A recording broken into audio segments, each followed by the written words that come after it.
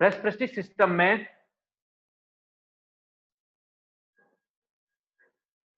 श्वासों का, गैसों का आदान प्रदान किया जाता है, ट्रांसफर ऑफ गैसेस होता है। इसमें ब्लड और सेल्स के मध्य में गैसों का आदान प्रदान किया जाता है। तो इनहेल इंस्पिरेशन कहलाता है जिसमें लंग्स एक्सपेंड करता है, एक्सहेल एक्सपिरेशन कहलाता है जिसमें लंग्स कॉन्ट्रैक्ट होता है। ये श्वसन रेस्पिरेशन दो प्रकार का होता है, पहला पल्मोनरी रेस्पिरेशन और दूसरा ऊतकीय श्वसन, टिश्यू रेस्पिरेशन। पल्मोनरी रेस्पिरेशन में ब्लड और लंग्स के बीच में जो रेस्पिरेशन होता है वो फुफ्फुसीय श्वसन या पल्मोनरी रेस्पिरेशन कहलाता है, जिसमें हम श्वास भरते हैं जो लंग्स और ब्लड के बीच में, इसमें ब्लड की शुद्धि होती है, हार्ट में हमने अभी पढ़ा था वो। और दूसरा जो ऊतकीय श्वसन है वो ब्लड और सेल्स के मध्य में होता है। प्रत्येक सेल ब्लड से O2 लेती है, CO2 छोड़ती है। तो ये जो प्रक्रिया श्वसन दो प्रकार का, बाह्य श्वसन और अंतः श्वसन। बाह्य श्वसन फेफड़े और रक्त के मध्य में होता है और अंतः श्वसन रक्त और कोशिकाओं के मध्य होता है। श्वसन तंत्र के प्रमुख जो ऑर्गन है उसमें नाक, pharynx, larynx, trachea, bronchus, bronchiole, alveolus और लंग है। और इसके अदर एसोसिएट पार्ट में diaphragm muscles, thoracic cage, neck, abdomen muscles, respiratory centre in the brain इत्यादि हैं। श्वसन तंत्र भी दो में, ऊपरी श्वसन मार्ग और निचला श्वसन मार्ग। ऊपरी के अंदर नेजल कैविटी, फेरिक्स और लैरिक्स आते हैं। निचले के अंदर ट्रकिया, ब्रोंकियल्स, एल्वोइली, लंग्स और मसल्स ऑफ रेस्पिरेशन पाया जाता है। ये भी कॉन्सेप्ट होते हैं, स्पंजी होते हैं, ठीक है। दायां फेफड़ा 625 ग्राम का होता है, बायां फेफड़ा 575 ग्राम का होता है। तो लेफ्ट लंग्स हार्ट होने के कारण थोड़ा छोटा होता है। Cycle of respiration, cycle of cardiac cycle जो है वो 0.8 सेकंड स्मरण रखना। और इसकी जो साइकिल ऑफ रेस्पिरेशन है वो 18 प्रति मिनट मानी गई है, 18 प्रति मिनट। फिर उन्होंने अलग अलग वर्गीकरण है इसमें, जो सामान्य हम लोगों की उम्र का है एडल्ट में 18 प्रति मिनट, 0 से 1 माह के बच्चे में 40 प्रति मिनट, 1 वर्ष के बच्चे में 30 प्रति मिनट और 2 से 5 वर्ष के बच्चों में 24 प्रति मिनट। अब composition of inspired and expired air, तो O2 चूंकि वातावरण में जितनी है वही इंस्पायर्ड होगी। O2 21%, CO2 0.04%, नाइट्रोजन 78% और वाटर पेपर जितना वातावरण में वेरिएबल है उतना। एक्सपायर्ड में O2 21% लेते हैं, 16% ही एक्सपायर्ड करते हैं, इतना ही बाहर निकालते हैं। CO2 0.04% लेते हैं और 4% बाहर छोड़ते हैं। नाइट्रोजन 78% लेते हैं, 78 ही छोड़ देते हैं। वाटर वेपर है, वेरिएबल से लेते हैं लेकिन सैचुरेट होके बाहर निकालते हैं।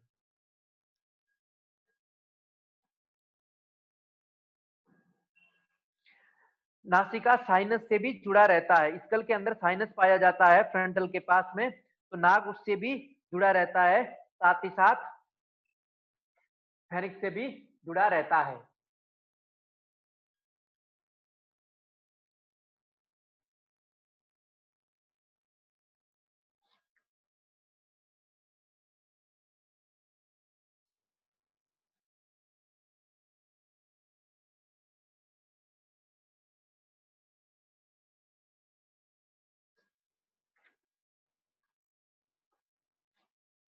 सेंट्रल नर्वस सिस्टम श्वसन क्रिया को नियंत्रित करता है, ठीक है। सेंट्रल नर्वस सिस्टम इसको नियंत्रित करता है। इस प्रकार अपना श्वसन तंत्र पूरा हुआ। इसमें 4-6 चीजें हैं वो अब थोड़ा पढ़ लेते हैं, कितनी एयर भीतर लेते हैं, कितनी नहीं लेते हैं इत्यादि। टाइडल वॉल्यूम पिछली बार जो बताया वही। तो सामान्य वॉल्यूम, सामान्य श्वास के भीतर हम 500 ml श्वास अपने भीतर लेते हैं। सामान्य जो श्वास ले रहे हैं नॉर्मल, उसमें 500 ml ही भीतर लेते हैं। जबकि हम गहरी पूरक श्वास लेते हैं तब उसके अंदर 2000 ml से लेके 3300 ml तक श्वास हम अपने भीतर ले लेते हैं। 2000 ml से 3300 ml तक हम गहरी लंबी सांस, ये हमारी इंस्पिरेटरी रिजर्व वॉल्यूम मतलब टाइडल वॉल्यूम भी कहलाता है। और सामान्य श्वास 500 ml लेते हैं, श्वास छोड़ते हैं वो 1000 ml होती है। 500 ml श्वास लेते हैं, जो श्वास छोड़ते हैं वो कितनी होती है, 1000 ml होती है। तो वाइटल कैपेसिटी किसी मनुष्य की कितनी है? अधिकतम 4300 ml एडल्ट मेल और 2100 ml इन एडल्ट फीमेल। ये वाइटल कैपेसिटी कहलाती है। एक समय में कोई व्यक्ति कितना श्वास भर सकता है भीतर। तो 4000 ml अर्थात 4 लीटर मेल और 3 लीटर फीमेल। और चाहे हम कितनी भी श्वास बाहर छोड़ें, फिर भी 1200 ml श्वास हमारे भीतर रहती है। चाहे कितनी भी श्वास पूरी खाली कर दें जोर से, तब भी 1200 ml श्वास रहेगी। यदि ये 1200 ml स्पेस नहीं रहेगी, तो लंग्स कोलैप्स हो जाएगा। लंग्स क्या हो जाएगा? कोलैप्स। इसलिए 1200 ml श्वास हवा भीतर रहती ही है शरीर के। गैसेज कम से कम 1200 ml 1 लीटर श्वास भीतर रहती ही है। और टोटल लंग्स कैपेसिटी शरीर की 500 ml से लेके 6000 ml तक होती है। क्योंकि 1200 से लेके 2400 ml तक रहती है और 4000 ml हम खींच लेते हैं, तो टोटल एक लंग्स की कैपेसिटी 500 ml से लेके 6000 ml तक, 6 लीटर तक श्वास भीतर लंग्स भर सकता है। ये टोटल कैपेसिटी है लंग्स की। कितने भी श्वास बाहर निकाल दें, 1200 ml श्वास भीतर रहेगी ही। 1 मिनट में एक सामान्य व्यक्ति 80 से 160 लीटर श्वास अपने भीतर भर लेता है और 60 से 120 लीटर महिलाएं भर लेती है। तो ये 1 मिनट का रेट है। सामान्य हम अपने भीतर 3 लीटर तक श्वास भर सकते हैं और 1000 एक्स्ट्रा होती है तो 4000 निकाल सकते हैं। तो वाइटल कैपेसिटी है 4300 ml इन एडल्ट मेल और 2100 ml इन एडल्ट फीमेल। तो ये 4-5 चीजें स्मरण रखनी है। सामान्य श्वास 500 ml, लेकिन गहरी लंबी श्वास लें हम तो 3300 ml तक उसको बढ़ा सकते हैं। कितना? 3 लीटर और ले सकते हैं। और सामान्य बाहर श्वास 1000 ml छोड़ते हैं, लेकिन बहुत जोर से पूरी श्वास बाहर निकालना चाहें तो 3000 वो और 1000 और जोड़ दिया जाए तो 4000 मतलब 4 लीटर श्वास बाहर फेंक सकते हैं। पुरुष 4000 फेंक सकता है, महिलाएं 3000, तो 4 लीटर और 3 लीटर। सामान्य कितनी भी श्वास बाहर छोड़ने के बाद भी 1200 ml श्वास भीतर रहती ही है। ठीक है, तो लंग्स कैपेसिटी 500 ml से 6000 ml तक है। ये श्वास भीतर लंग्स के भीतर रह सकती है 500 ml से लेके 6000 ml तक। कितनी भी श्वास छोड़ेंगे तो भी 1200 ml श्वास भीतर रहेगी। तो ये रीशेड्यूल वॉल्यूम है, इतनी भीतर श्वास रहती ही है 1200 ml। वाइटल कैपेसिटी बाहर छोड़ने की अधिकतम क्षमता 4330 ml पुरुषों में, 2100 ml। ठीक है, सामान्य श्वास बाहर छोड़ते हैं 1000 ml, सामान्य श्वास लेते हैं 500 ml। और सामान्य कितनी भी तेज गति से पूरक करते हैं तो 3000 ml श्वास भर सकते हैं। 3300 ml अधिकतम श्वास हम यदि पूरक करें, गहरा लंबा श्वास लें तो अधिकतम 3300 ml श्वास भर सकते हैं। इस प्रकार सामान्य 500 ml श्वास भर सकते हैं, लेकिन गहरी लंबी करें तो 3300 ml। ठीक है, सामान्य श्वास 1000 ml छोड़ते हैं, लेकिन तेज गति से मतलब बहुत पूरा छोड़े, पूरे एकदम फोर्सली, तो इसको कहा गया है वाइटल कैपेसिटी। ये है पुरुषों में 4330 ml और महिलाओं में 2100 ml। ये स्मरण रखना जरूरी है। वाइटल कैपेसिटी अर्थात पूरी पूरी श्वास निकालने की, फोर्सली श्वास निकालने की प्रक्रिया वाइटल कैपेसिटी कहलाती है। पूरा पूरक कहलाता है, उसको इंस्पिरेटरी रिजर्व वॉल्यूम कहते हैं। वो 3300 ml तक ले सकता है कोई भी। और मैक्सिमम मतलब शरीर में कम से कम कितनी वायु रहेगी, तो 1200 ml कम से कम रहनी ही रहनी है। इससे कम रह ही नहीं सकती। अधिकतम रह सकती है अंदर, मोस्टली नहीं छोटे तो 2400 ml तक अंदर रह सकती है, लेकिन 1200 ml कम से कम रहेगी।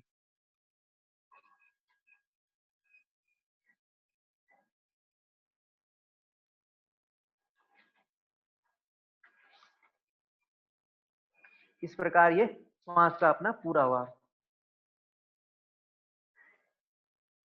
श्वास में बाधा आने को एपोनिया रोग कहते हैं।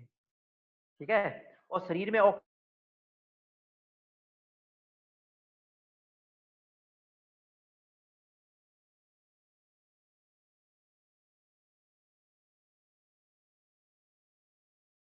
और श्वास लेने में कठिनाई को डिस्पोनिया कहते हैं। क्या कहते हैं? डिस्पोनिया। ये 3 डिजीज का नाम स्मरण रखना, डिस्पोनिया, एनोक्सिया और एपोनिया। रेस्पिरेटरी सिस्टम के डिसऑर्डर में न्यूमोनिया, अस्थमा,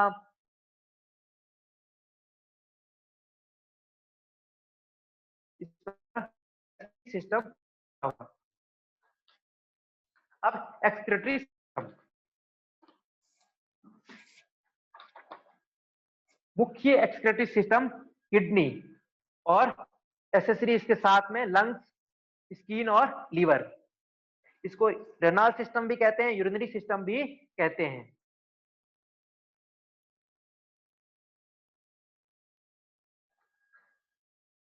किडनी की संख्या 2 होती है, शरीर में मूत्र निर्माण का कार्य करती है। 4 अंग होते हैं total, kidney, uterus, urinary bladder और यूरेथ्रा। ठीक है, तो एक्सक्रीटरी सिस्टम के, इस यूरिनरी सिस्टम के 4 अंग है, किडनी, यूरेट्रा, यूरिनरी ब्लैडर और यूरेथ्रा।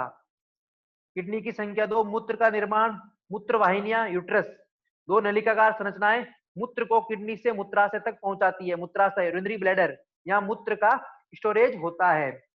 और लास्ट में मूत्र मार्ग, यूरेथ्रा, मूत्र शरीर से बाहर निष्कासित होता है। अब किडनी बीन शेप की होती है। किस शेप की होती है? बीन शेप की। बाहर 150 ग्राम होता है। बाहर कितना होता है? 150 ग्राम। 11 सेंटीमीटर लंबी, 6 सेंटीमीटर चौड़ी और 3 सेंटीमीटर मोटी होती है। इसका कार्य, फंक्शन ऑफ किडनी, शरीर में जल और खनिज लवण का संतुलन बनाता है। वाटर और मिनरल्स का बैलेंस बनाती है शरीर में। मूत्र निर्माण और उसका सिक्रेशन करना, बॉडी में एसिड बेस का बैलेंस करना, अम्ल क्षार संतुलन, मेटाबॉलिज्म के अंतिम उत्पादों को एक्सक्रीट करना और रेनिन एंजाइम का उत्पादन करना, जो ब्लड प्रेशर को कंट्रोल करते हैं। तो किडनी रेनिन एंजाइम का उत्पादन करती है जो ब्लड प्रेशर को नियंत्रित करते हैं। फिर इरिथ्रोपोइटिन हार्मोन, इरिथ्रोपोइटिन हार्मोन का सिक्रेशन करता है जो लाल रक्त कोशिकाओं आरबीसी के निर्माण को भी कंट्रोल करता है। तो आरबीसी भी कंट्रोल किडनी से निकलने वाला इरिथ्रोपोइटिन हार्मोन करता है। और रेनिन एंजाइम का उत्पादन करती है जो ब्लड प्रेशर को नियंत्रित करती है। तो ये स्मरण रखने की 2 चीज है, एक रेनिन एंजाइम, दूसरा इरिथ्रोपोइटिन हार्मोन। दोनों और होती है किडनियां, लेफ्ट और राइट साइड। इनके ऊपर की ओर एड्रिनल ग्लैंड होती है। ऊपर की ओर क्या होती है? Adrenal gland. और किडनियां नेफ्रॉन से बनी हुई है। किससे? नेफ्रॉन। तो एक किडनी में 10 लाख नेफ्रॉन्स होते हैं, हिंदी में वृकाणु कहते हैं। और इस किडनी में जो फ्लूइड क्षमता है, उस फ्लूइड को जीएफआर कहते हैं, ग्लोमेरुलर फिल्ट्रेशन रेट। ठीक है, जितना फ्लूइड छन जाता है दिन भर में उसको जीएफआर कहते हैं, ग्लोमेरुलर फिल्ट्रेशन रेट। तो किडनी में छनने वाले फ्लूइड की मात्रा ही जीएफआर है। तो एक सामान्य एडल्ट व्यक्ति में प्रति मिनट 125 ml प्रति मिनट क्या फ्लूइड छन जाता है। और एक दिन भर में 180 लीटर फ्लूइड दिन भर से एक किडनी छानने का कार्य करती है। और संपूर्ण दिन में 1 से 1.5 लीटर मूत्र का निर्माण और उत्सर्जन का कार्य किडनी करती है। तो जीएफआर क्या है? वृक्कों में छनने वाले फ्लूइड की मात्रा, अमाउंट ऑफ फ्लूइड्स। वृक्कों में छनने वाले द्रव की मात्रा जीएफआर कहलाती है, ग्लोमेरुलर फिल्ट्रेशन रेट। एक सामान्य एडल्ट व्यक्ति में जीएफआर रेट 125 ml प्रति मिनट या 180 लीटर प्रति डे होता है। 1 से 1.5 लीटर मूत्र का निर्माण और उत्पादन होता है। ग्लोमेरुलर फिल्ट्रेशन का कंपोजिशन, इसके अंदर क्या क्या होते हैं? तो जल होता है, एमिनो एसिड होता है और क्रिएटिनिन होता है। इसके साथ साथ ब्लड के अंदर जो भी चीजें हैं वो भी इसके भीतर ग्लोमेरुलर में शेष रह जाते हैं, अर्थात छनते नहीं है। ये चीज बाहर निकलते हैं ग्लोमेरुलर फिल्ट्रेशन में, जल, एमिनो एसिड और creatinine. RBC, plasma protein, WBC, platelets इत्यादि छनते नहीं है, रुक जाते हैं। ये रोकने का कार्य करती है। और इसी के अंतर्गत, किडनी के अंतर्गत ही पैराथायराइड ग्लैंड द्वारा सिक्रेशन पैराथायराइड हार्मोन और थायराइड ग्लैंड द्वारा सिक्रेशन कैल्सिटोनिन हार्मोन कैल्शियम के पुनर्अवशोषण को रेगुलेट करते हैं। अर्थात एक कैल्शियम के अवशोषण को रोकता है, दूसरे अवशोषण को बढ़ाता है। इस प्रकार कैल्शियम का एब्जॉर्ब बॉडी में बैलेंस रहता है। और एडीएच हार्मोन, एंटीयूरेटिक हार्मोन के द्वारा ही बॉडी में पुनः जल का एब्जॉर्प्शन होता है। इसलिए एडीएच हार्मोन में गड़बड़ी होने पर मूत्र की अधिकता या कमी हो जाती है। मूत्र 1 से 1.5 लीटर शरीर में pH 6 होती है, साफ या फिर पीले रंग का होता है। पीले रंग यूरोबिलिन वर्णक के कारण होता है, यूरोक्रोम के कारण पीला रंग मूत्र का होता है। 96% वाटर होता है मूत्र में, 2% यूरिया होता है, बाकी 2% में uric acid, creatinine, ammonia, sodium, potassium chloride, phosphate, sulphate इत्यादि होते हैं। मूत्र में अधिक मात्रा में सोडियम और पोटेशियम आयन का सिक्रेशन का नियमन, रेगुलेशन एड्रेनल ग्लैंड द्वारा सिक्रेशन एल्डोस्टेरोन हार्मोन द्वारा किया जाता है। तो एल्डोस्टेरोन हार्मोन रेगुलेट करता है सोडियम और पोटेशियम आयन का सिक्रेशन को।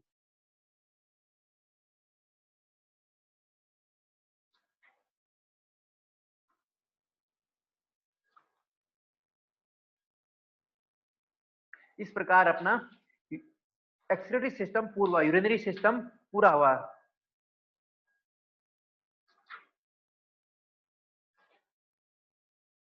अब एंडोक्राइन सिस्टम, ग्लैंड से मिलकर बना होता है। ये ग्लैंड्स एपिथेलियल सेल्स का समूह होती है जो विशेष प्रकार के सिक्रेशन उत्पन्न करती है। एंडोक्राइन सिस्टम में एक्सोक्राइन को भी ले सकते हो, मूलतः एंडोक्राइन में अंतःस्रावी ग्लैंड्स ही होते हैं, ठीक है। लेकिन ग्लैंड्स के अंतर्गत एक्सोक्राइन और एंडोक्राइन दोनों होती है। तो एक्सोक्राइन ग्लैंड्स 3 होती है, सलाइवरी ग्लैंड्स, लीवर और पैंक्रियाज। एंडोक्राइन ग्लैंड्स में pituitary gland, pineal gland, thyroid gland, parathyroid gland, adrenal gland, pancreatic isolates, thymus gland और गोनेड्स पाए जाते हैं,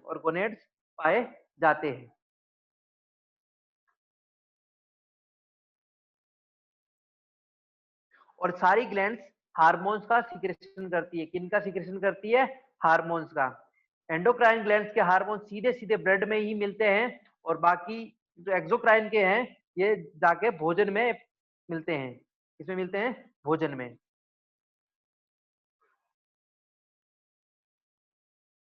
हार्मोन केमिकल मैसेंजर होते हैं जो शरीर में किसी एक ऑर्गन या ग्लैंड से सिक्रेट होते हैं, ठीक है, जो किसी भी ऑर्गन या टिश्यू की क्रियाशीलता को घटा या बढ़ा देते हैं।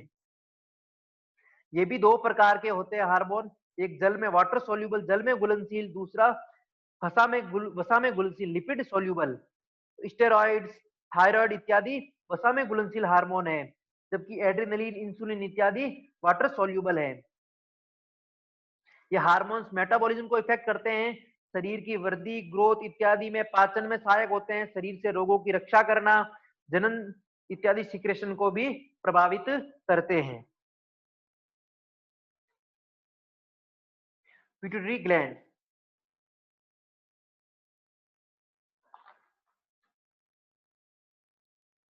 मटर दाने के आकार की होती है, भार लगभग 500 मिलीग्राम होता है और 1 से 1.5 सेंटीमीटर इनका डायमीटर होता है। खोपड़ी के अंदर बाहर की ओर, मस्तिष्क के बाहर की ओर ये होती है, और ये 2 भागों में है, आंतरिक और बाह्य, एंटीरियर और पोस्टीरियर, अग्र पीयूष ग्रंथि और पश्च पीयूष ग्रंथि। अग्र पीयूष ग्रंथि से 7 हार्मोन का सिक्रेशन होता है।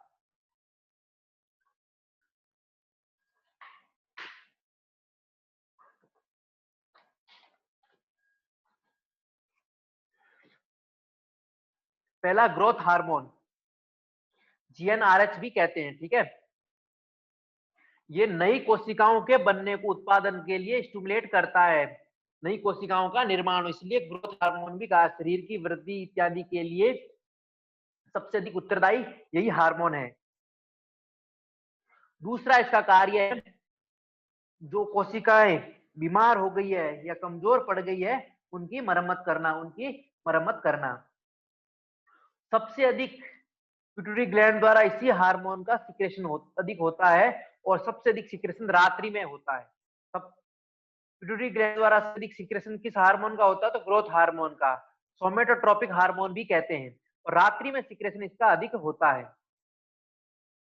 तो संपूर्ण ग्रोथ के लिए उत्तरदायी होता है, उसमें कंकालीय पेशियों, हड्डियों, अस्थियों, बोन्स का ग्रोथ, मसल्स का ग्रोथ, सेल डिवीजन, मेटाबॉलिज्म, ठीक है, और रक्त में स्थित ग्लूकोज के स्तर को भी बढ़ाता है। अधिक सिक्रेशन के कारण व्यक्ति बहुत अधिक मोटा हो जाता है और कम सिक्रेशन से व्यक्ति बौना ही रह जाता है। दूसरा, थायराइड स्टिमुलेटिंग हार्मोन TSH। इसका हिंदी में औटू प्रेरक आंतरिक हार्मोन भी कहते हैं। ये थायराइड ग्लैंड की वृद्धि और कार्य को स्टिमुलेट करता है, जिससे T3 T4 हार्मोन सीक्रेट होते हैं। तो ये स्टिमुलेट थायराइड ग्लैंड को करता है, जिससे थायराइड ग्लैंड अपने हार्मोन को सीक्रेट कर सके। तीसरा, follicle stimulating hormone FSH। Follicular stimulate hormone FSH Hindi में पुट्टिका उद्दीपक हार्मोन भी कहते हैं। ये महिलाओं में ओवम और पुरुषों में शुक्राणु के निर्माण को प्रेरित करता है। महिला में अंडों को ओवम और पुरुषों में शुक्राणु स्पर्म को निर्माण को प्रेरित करता है। और इसके साथ साथ ये ओवेरी को स्टिमुलेट करता है एस्ट्रोजन के सिक्रेशन के लिए। एस्ट्रोजन के सिक्रेशन के लिए भी FSH उत्तरदायी है। अगला, luteinizing hormone LH hormone Hindi में पीत पिंडाकार हार्मोन भी कहते हैं। ये प्रोजेस्टेरोन और टेस्टोस्टेरोन के सिंथेसिस को प्रेरित करता है।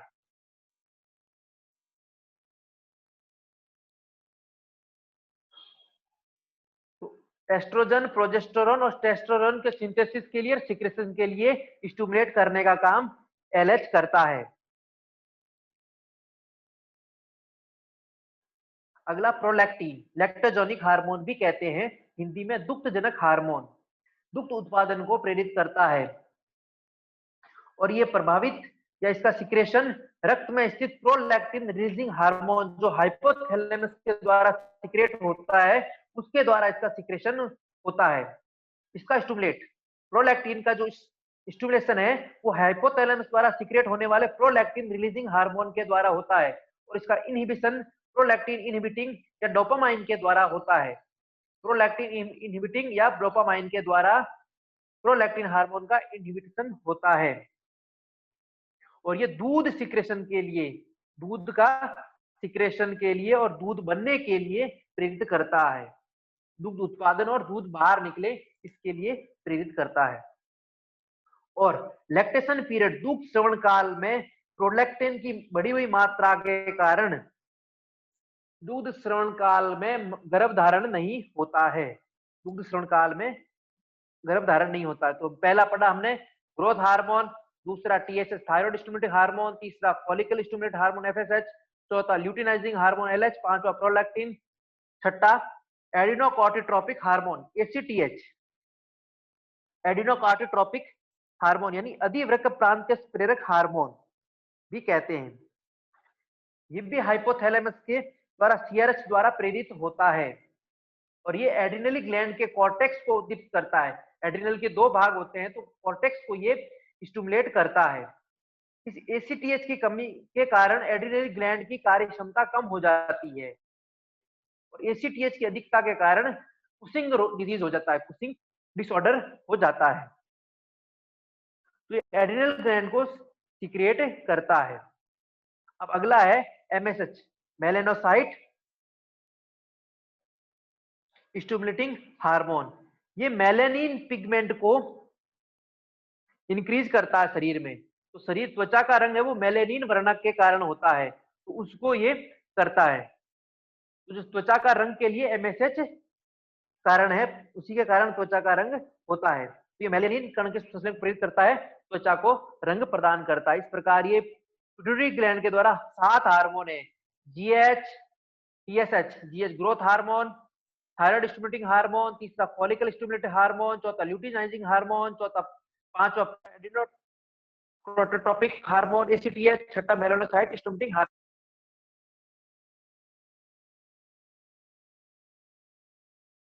त्वचा को प्रदान होता है। ACTH एड्रिनल ग्लैंड को क्या करता है, सीक्रेट करने के लिए प्रेरित करता है।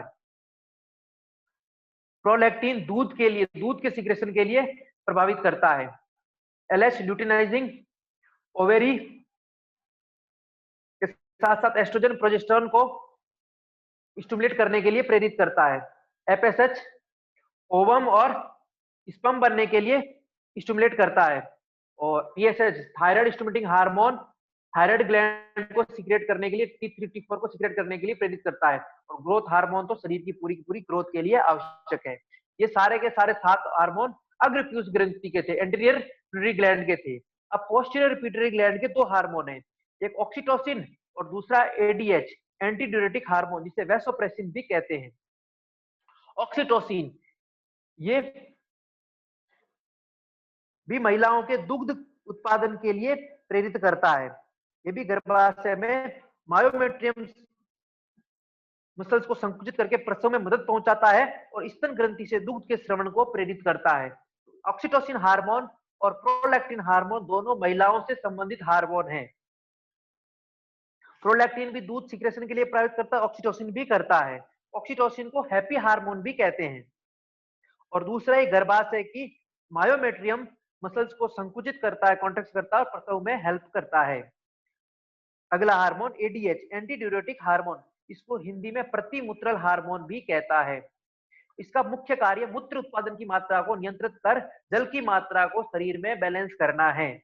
इसके अत्यधिक सिक्रेशन से, ADH की अधिक सिक्रेशन से मूत्र की मात्रा कम हो जाती है और रक्तचाप बढ़ जाता है, ब्लड प्रेशर बढ़ जाता है।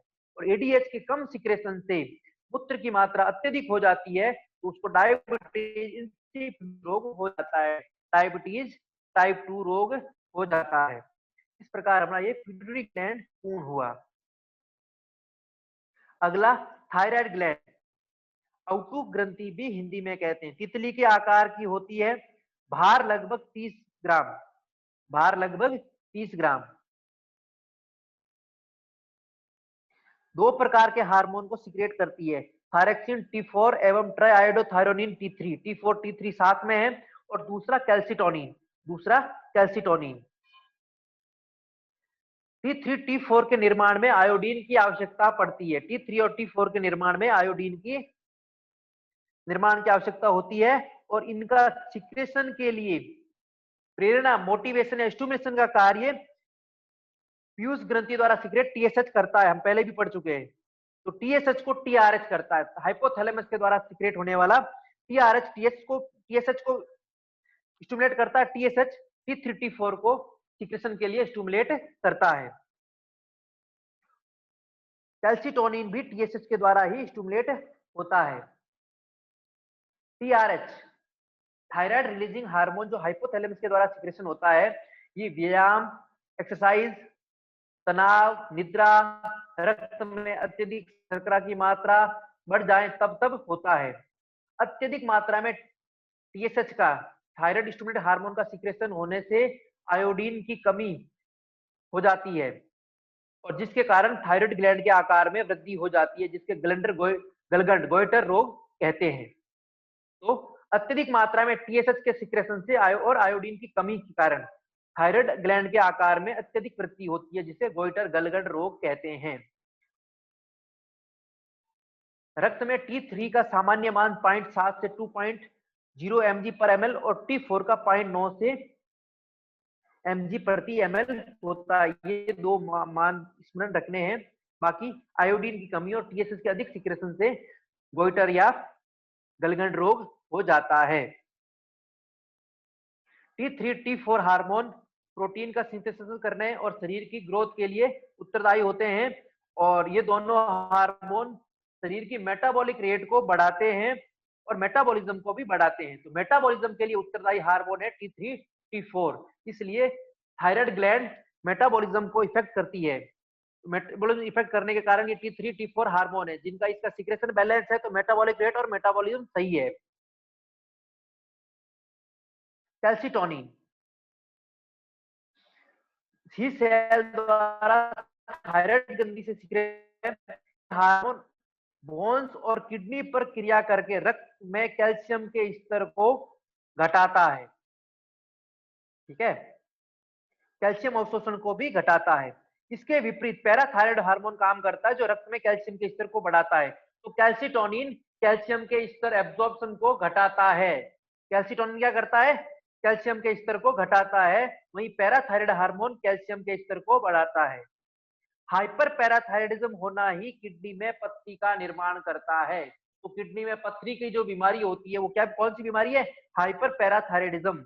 हाइपर पैराथायराइड हार्मोन के अधिक सिक्रेशन के कारण शरीर में कैल्शियम का अवशोषण बढ़ जाता है, जिसके कारण किडनी में पथरी का निर्माण हो जाता है। इस प्रकार अपना थायराइड ग्लैंड पूरी हुई। अगली ग्लैंड पैराथायराइड ग्रंथि। इनकी संख्या 4 होती है। दो थायराइड ग्रंथि के प्रत्येक भाग की पृष्ठसतह पर दो थायराइड होते हैं। तो पैराथायराइड हार्मोन सिक्रेट करती है, जिसका काम है शरीर में रक्त में कैल्शियम के स्तर को बनाए रखना। पैराथायराइड हार्मोन का काम है शरीर में और रक्त में कैल्शियम के स्तर को बनाए रखना और स्त्रियों में दुग्ध स्रावी ग्रंथियों को दूध के सिक्रेशन के लिए सिक्रेट करना, प्रभावित करना। हाइपोपैराथायरिडिज्म। पैराथायराइड हार्मोन की कमी के कारण मानसिक विक्षिप्तता, लकवा, टिटेनी, मिर्गी, नाखूनों का फटना इत्यादि रोग हो जाते हैं। तो हाइपोपैराथायरिडिज्म के कारण मेंटल डिसेबिलिटी, लकवा, टिटेनी, मिर्गी को टिटेनी कहते हैं, और नाखूनों का फटना इतना होता है। और हाइपर पैराथायरिडिज्म के कारण किडनी स्टोन हो जाता है। तो हाइपो और हाइपर दोनों का रखना। हाइपर अधिक होना तो किडनी स्टोन, हाइपो पैराथायराइड हो गया तो मेंटल डिसेबिलिटी, लकवा, टिटेनी और नाखूनों का फटना, इतने रोग हो जाते हैं। अब थाइमस ग्लैंड, ट्रकिया की विभाजन स्थल पर यह ग्लैंड होती है। चेस्ट कैविटी में स्टर्नम के पीछे होती है और दोनों लंग्स के ठीक बीच में, जहां ट्रकिया जो विभाजन होता है उसके बीच में ये थाइमस ग्लैंड होती है। शरीर की इम्यून सिस्टम को बढ़ाने में हेल्पफुल होती है। जन्म के समय इसका भार 10 से 15 ग्राम होता है और किशोर अवस्था में इसका भार 35 ग्राम होता है। और ये थाइमोसिन हार्मोन सिक्रेट करता है। कौन सा हार्मोन सिक्रेट करता है? थाइमोसिन। और ये T4 सेल्स की मैच्योरेशन के लिए, परिपक्वता के काम भी करती है। और T4 व्हाइट ब्लड सेल है जो बैक्टीरिया को नष्ट करती है। T4 क्या है? व्हाइट ब्लड श्वेत रक्त कोशिकाएं हैं जो जीवाणुओं को और फॉरेन पार्टिकल्स, टॉक्सिन्स को नष्ट करने का कार्य करती है। तो T4 सेल्स को मैच्योरिटी के लिए, परिपक्वता के लिए थाइमोसिन हार्मोन बहुत ही महत्वपूर्ण है। तो इम्यून सिस्टम से संबंधित यह हार्मोन है। इसके साथ साथ ये किशोर अवस्था से पूर्व बचपन में लिंग ग्रंथियों को परिपक्व नहीं होने देता है, इसलिए किशोर अवस्था से पूर्व दाढ़ी इत्यादि, आवाज में परिवर्तन इत्यादि नहीं होते हैं। अब एडिनल ग्लैंड, एडिनल ग्रंथि, इसका वजन 12 ग्राम होता है। दो होती है दोनों ओर किडनी के, लंबाई 4 सेंटीमीटर, मोटाई 3 सेंटीमीटर, दो भागों से मिलकर बनी होती है। एडिनल ग्रंथि दो भागों से, बाह्य भाग कॉर्टेक्स, आउटर लेयर है वो कॉर्टेक्स कहलाती है और इंटरनल लेयर इसका मेडुला कहलाता है।